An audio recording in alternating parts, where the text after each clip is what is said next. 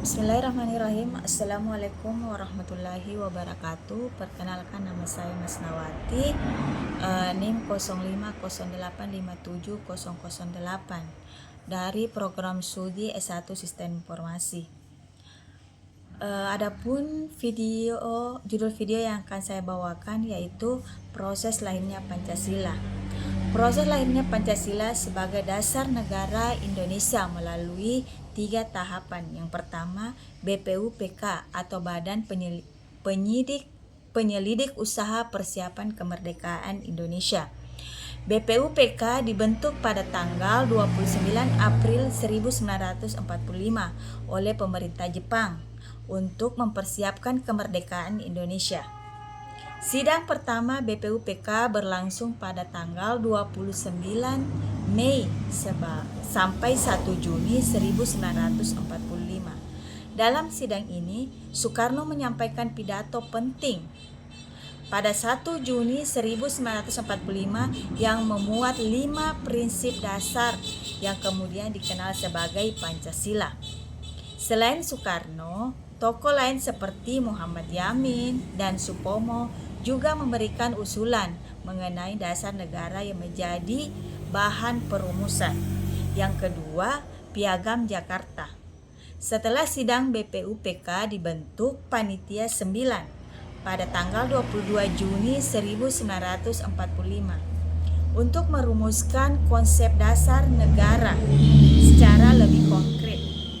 Panitia ini menghasilkan Piagam Jakarta yang mengandung naskah awal Pancasila sebagai kompromi antara berbagai kelompok, termasuk nasionalis dan golongan Islam. Piagam Jakarta kemudian menjadi titik awal perumusan lebih lanjut. Yang ketiga, PPKI atau Panitia Persiapan Kemerdekaan Indonesia.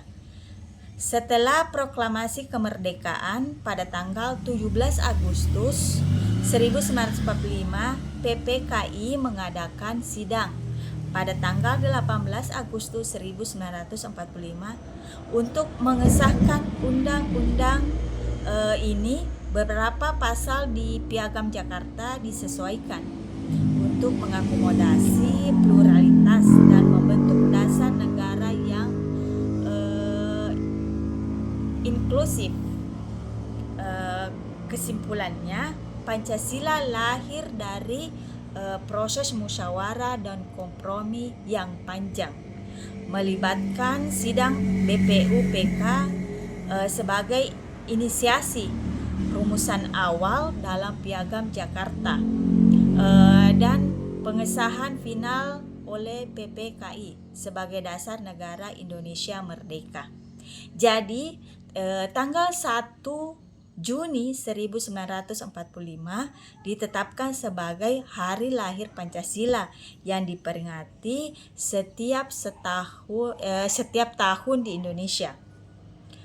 Adapun nilai-nilai Pancasila yang tercermin dari peristiwa lahirnya Pancasila ini yaitu nilai kebersamaan dan musyawarah, nilai toleransi dan penghargaan terhadap keberagaman, terus nilai persatuan dan keadilan sosial. Singkatnya, peristiwa lahirnya Pancasila menunjukkan nilai-nilai luhur seperti kebersamaan, musyawarah untuk mufakat, toleransi antar umat beragama, persatuan bangsa, dan keadilan sosial yang menjadi landasan kuat bagi kehidupan berbangsa dan bernegara. Adapun pelajaran yang dapat dipetik dari peristiwa lahirnya Pancasila adalah pentingnya nilai kebersamaan, musyawarah untuk mufakat, serta toleransi dan penghargaan terhadap perbedaan pendapat demi persatuan bangsa. Nilai-nilai tersebut masih relevan bagi generasi muda saat ini, mengingat toleransi adalah negara yang beragam, baik dari sisi budaya, agama, maupun suku bangsa. Generasi muda dapat mengambil pelajaran untuk terus menguatkan semangat persatuan, menjunjung tinggi toleransi, dan berperan aktif dalam musyawarah serta pengambilan keputusan yang demokratis. Dengan menginternalisasi nilai-nilai Pancasila, generasi muda dapat menjadi pelopor dalam mempertahankan dan mengembangkan karakter bangsa yang berdasarkan pada persatuan, keadilan, dan kemanusiaan yang beradab.